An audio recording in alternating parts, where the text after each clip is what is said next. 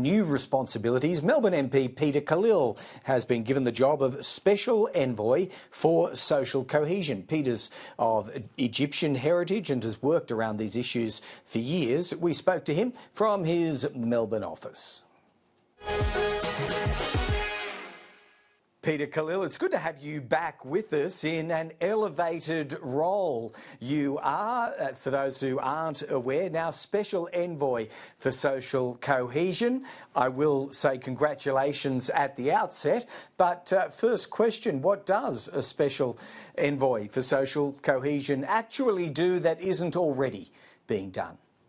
Good afternoon, Greg. Yes, it's a very important policy area. It's a privilege to be asked by the Prime Minister to work in this area. But social cohesion and the role really is about looking at the fact that the way the different parts of our society work together to form a united whole. That doesn't mean everyone has to agree on everything. In fact, it really looking at the structures and the different policies that make sure that people can disagree peacefully, that we avoid conflict.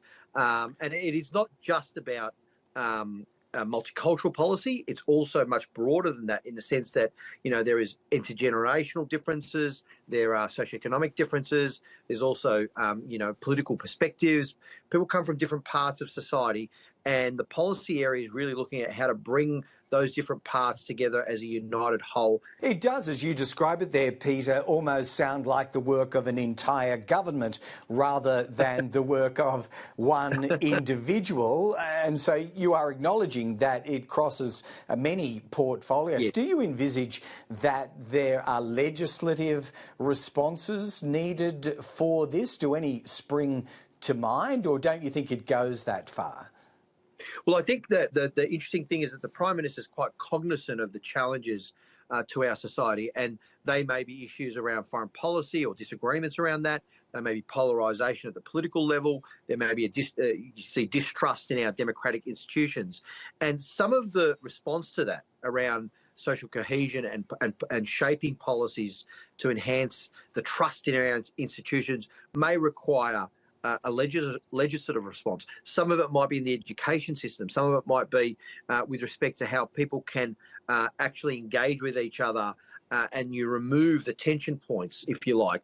Some of it might be leadership, community, business, corporate, and political as well. For instance, you're in the media, you're part of an institution as well. I'm in the political system. We have obligations to defend those institutions and to give people trust in those institutions as well. And that goes to the competency and the way that we execute our obligations. So it's not all legislative and it's not all cost neutral. There might be some policies that require some funding as well. I don't want to focus in unduly on tensions between Islamic Australians and the Jewish community here in Australia, but we've spoken many times, Peter Khalil, about just how inflamed those tensions are right now. Is there anything practical that you would seek to do in this role? Might you try and hold a civil community town hall style meeting that might bring those two elements of society together? Might you urge that there not be encampments and protests of the nature that we've seen over the last number of months? Any ideas spring to mind there?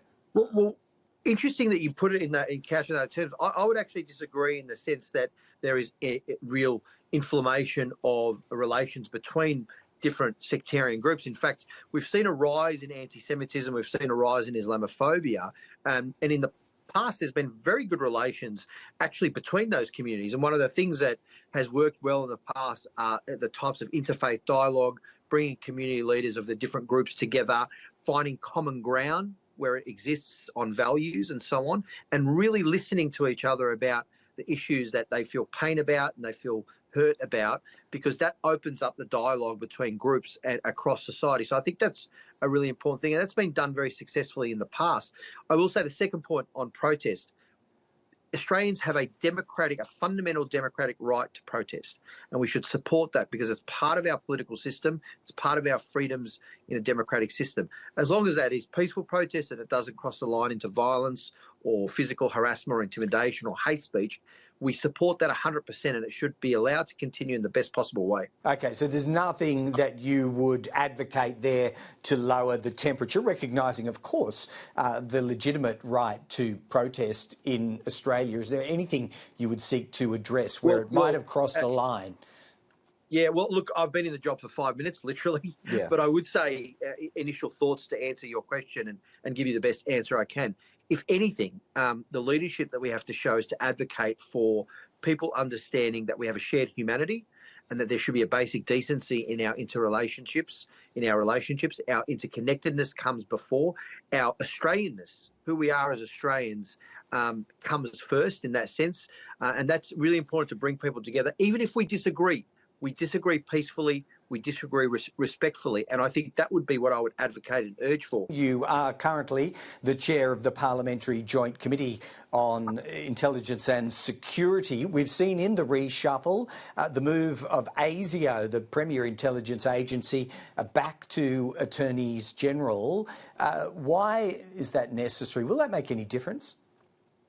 Well, I've said very publicly in the past, Greg, it might have been on your program, that I have had real problems with the securitisation of the immigration portfolio by the previous government. In fact, how broken the migration system was, how securitised, overly politicised and securitised both Home Affairs and immigration portfolios have been. So I'm really pleased to see immigration into the cabinet under Minister Burke, but also understanding that it has to be more about the public policy parts around social, economic and cultural elements of immigration. So, you know, the move that's been made there, again, is a step in the direction of removing that overly securitised aspect of immigration in Home Affairs. So I think that's important sort of aspect, I guess.